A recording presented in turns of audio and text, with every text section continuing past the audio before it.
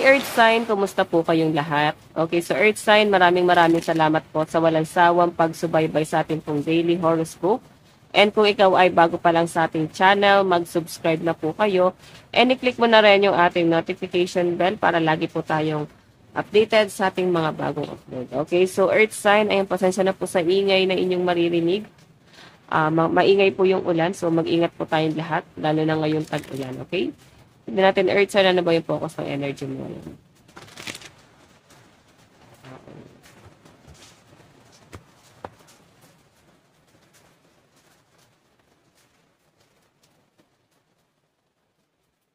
So guys, meron tayong Page of Swords.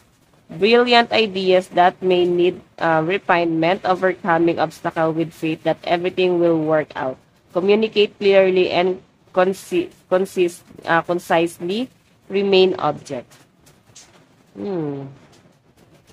So, ito guys, sinasabi rito, ayan, sinabi na, diba? I think yung iba sa inyo, parang meron kayong kailangan i-work out.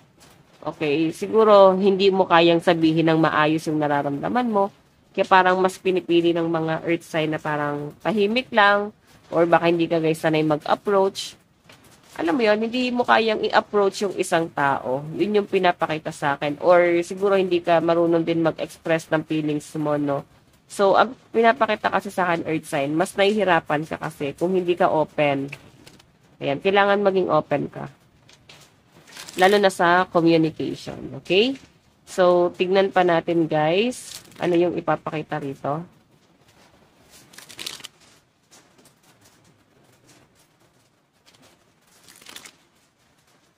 Overall energy.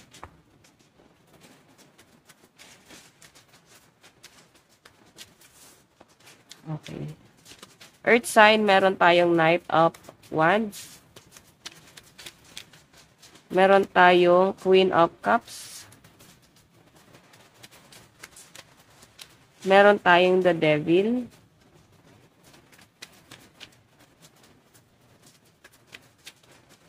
Meron tayong Ace of Cups.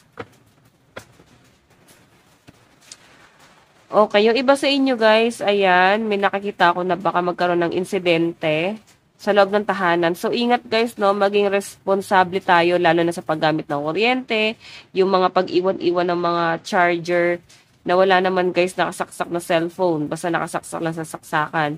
So, eto kasi guys, oh, kung hindi man to sa inyo guys, is pwedeng sa iba to na nasasagap natin dito na baka magkaroon ng conflict.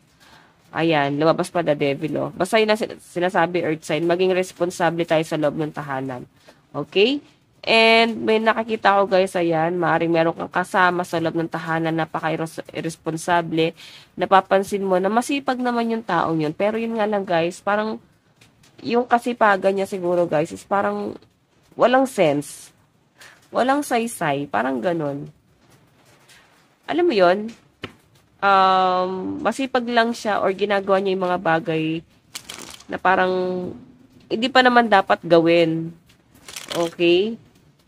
So, parang hindi lang mapakali yung taong yun eh. Yun yung pinapakita sa akin guys. Okay, tignan pa natin. Earth sign. Meron tayong resilience.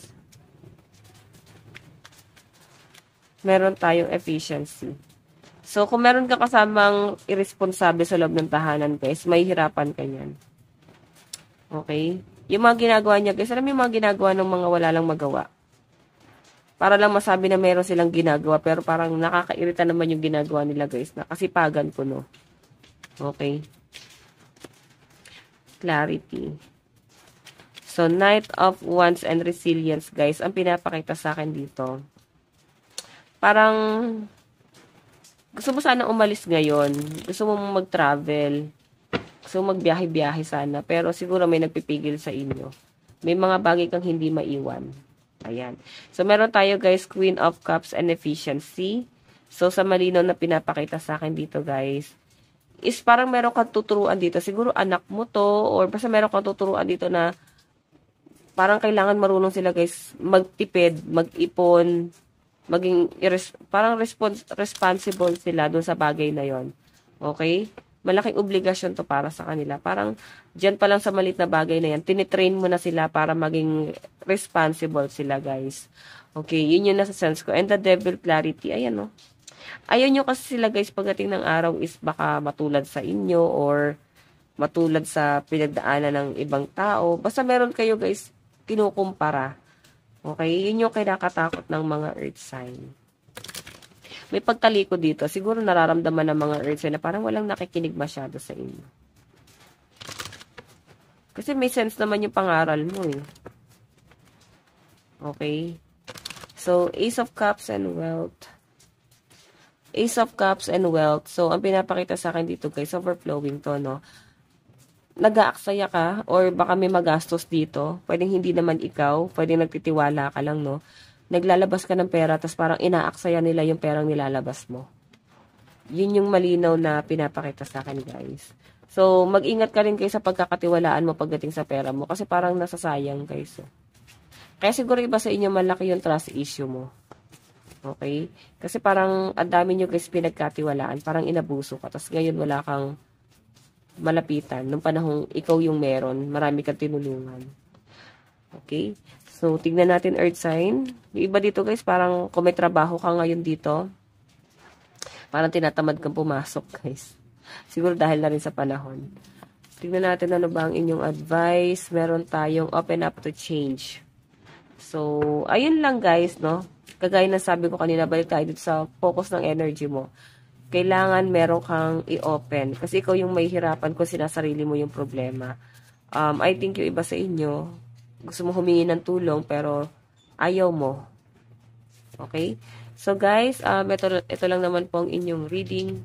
Bukas po ulit. God bless and love you all. Bye-bye po.